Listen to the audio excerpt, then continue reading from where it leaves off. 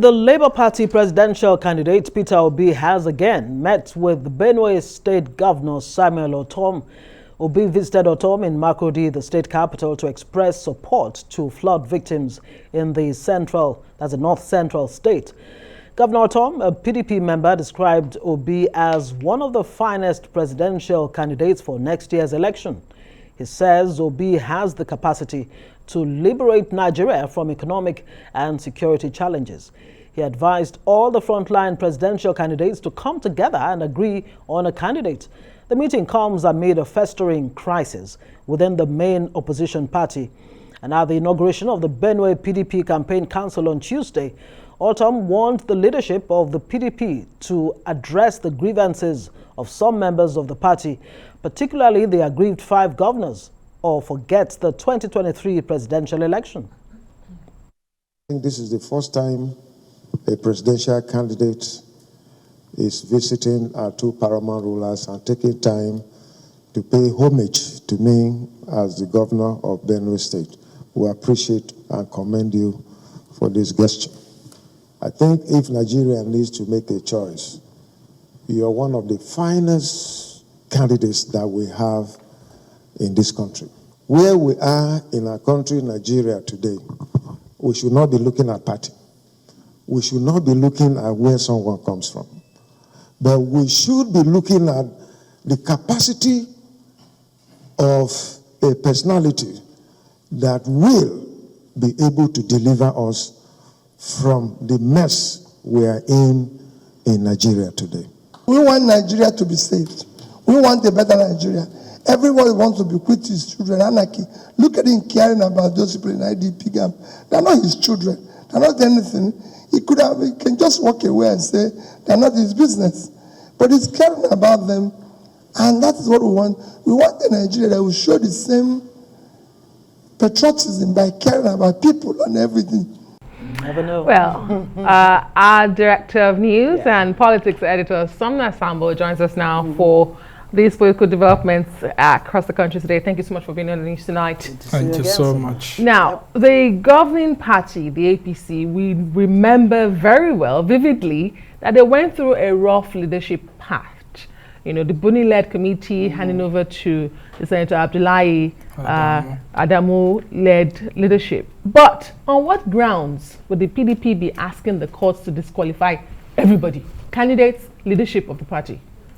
Well, it's a dicey situation if you look at the recent Supreme Court judgment, which nullified Governor Adegboyega Oyetola's nomination as the governorship candidate of the APC in Osun State. Now, what the court had ruled is that he was wrongly nominated by Maimala Buni, that Maimala Buni, being the chairman of the caretaker committee, shouldn't have nominated him because he was holding an executive position. And as such, the court ruled that the nomination of the returning governor, coincidentally, Governor Boyega himself was a member of the Caretaker Extraordinary Convention Planning Committee himself. And so the court ruled that Buni didn't have the powers to hold 2.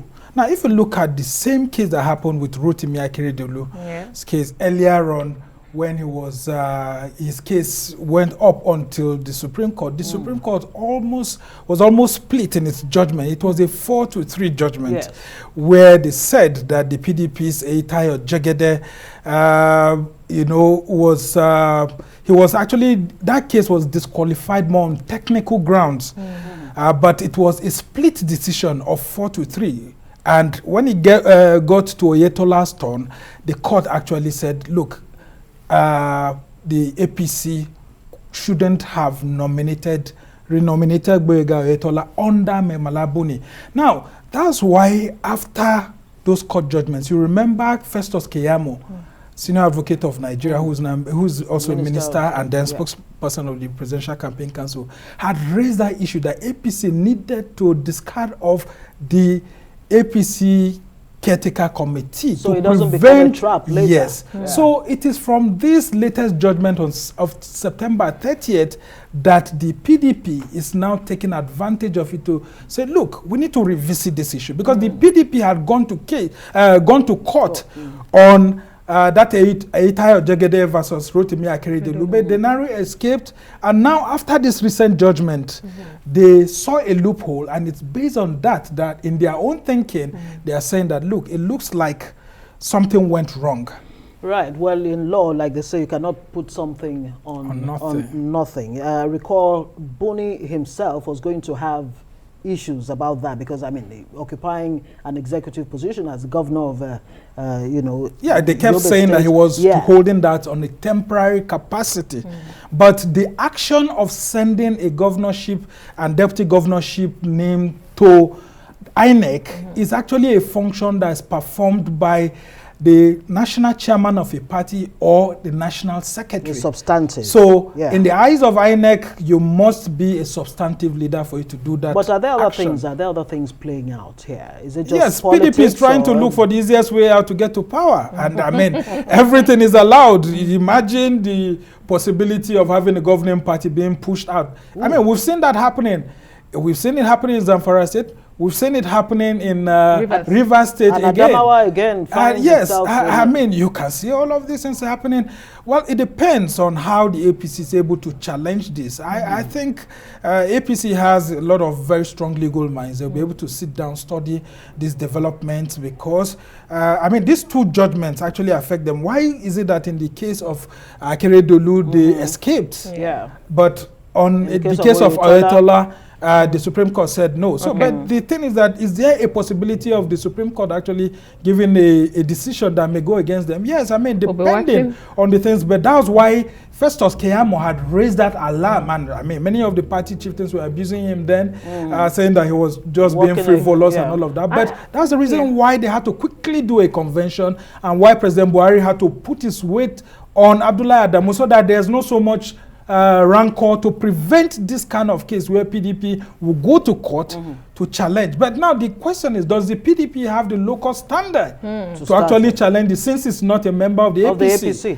Interesting. So it's left for the courts to decide. And indeed, another litmus test for the governing party, APC there. Indeed. But let's look at some other developments. Peter Obi, the presidential candidate of the Labour Party, is meeting with Governor Samuel Otom of the PDP in Benue State. Again, it's not unusual to see opposite political party members, visit each other, but we're in the peak of the season for elections. Are we to make anything of these visits? Yes, let me start by saying that all of these two gentlemen were formerly in the PDP. Right, Peter Obi, until just 4 months or 5 months ago, was a member of the PDP, was a vice presidential candidate in 2019. So himself and Otom, of course, they would have known each other for a very long period of time.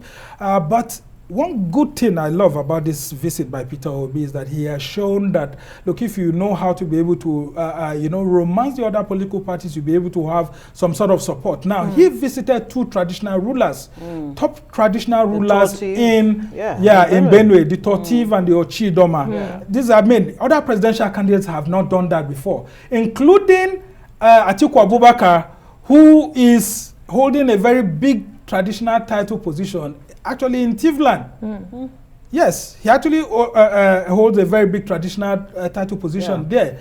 And so, if we haven't seen an article visiting the two topmost traditional rulers, or Bola Tinubu coming, or even Kwankwaso coming, I mean, Peter Obi is seeing a loophole and is taking advantage of that, including visiting the IDPs. So it's a very good position. That's why you see, Otom doesn't know how to, it's an overwhelming influence that Peter Obi is beginning to have in Benue State, and he has lots of people who are supporting his ambition there. Herman Hembe is the Labour Party governorship candidate. He used to be a House of Rep member, although he got a mention controversies here and there. But Peter Obi is gaining a strong foothold in that state. But don't forget, the problems that Otom and his group of 5 governors that they have in PDP is also giving room for Otom to actually embrace Peter Obi. And very quickly, the issues of of Atiku's utterances of recent too, where he was making certain utterances about the Fulani headsmen and saying that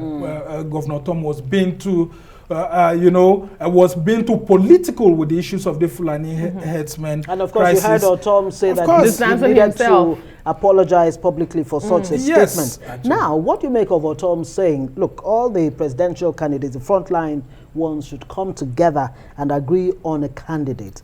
And then again, secondly, he's saying if the PDP, if Atiku, fails to address the grievances of the 5 governors, they might as well kiss the 2023 presidential election. Goodbye. Yeah, because these things, just keep me laughing, because Otom is a thief man.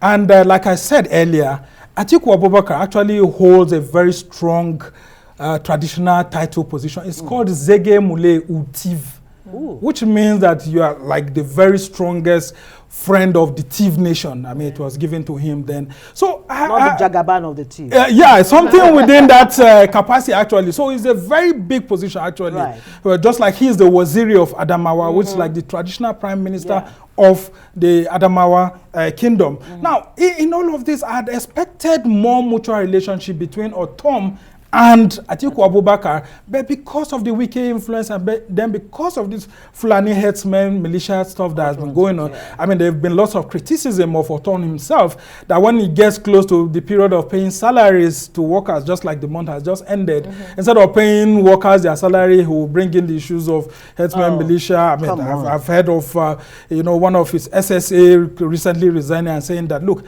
these issues of headsmen, farmers crisis is becoming too political under Otom, that he's not the only governor. So yes, there are political differences. Atiku Abubakar is having some issues, but the thing is that this sudden romance too with Peter Obi could actually land Governor Otom into a crisis with his party, because look at the national chairman of the party, Yocha Ayu, is also a thief man coming from there. So when you see this happening and the body language, isn't it a clear issue of anti-party? What is left for the PDP National Executive Committee and to that's determine? Something we have not seen them take a very strong stance on, whether it's with Wike or with Governor Otom. But again, because it's elections season, it's difficult, and they are seeking governors actually.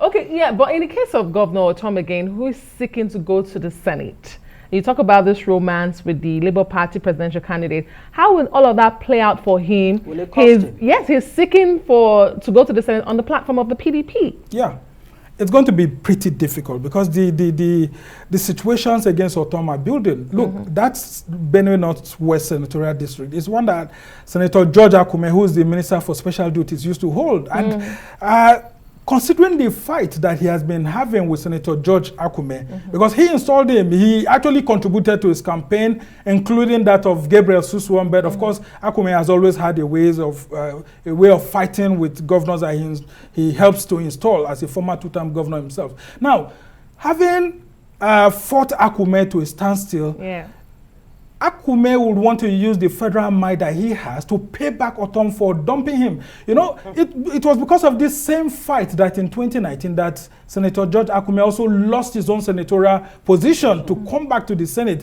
which I attempted before Buhari gave him Minister for Special Duties. So it's going to be pretty difficult for Otom to actually get that seat. But as a sitting governor, you can see, just like Wike is appointing several SAs and all of that, you have the resources to be able to do that. So he's taking advantage of his incumbency to want to do that. But can he be defeated? Yes, I mean, it's happened before where we see outgoing governors losing their senatorial ambitions.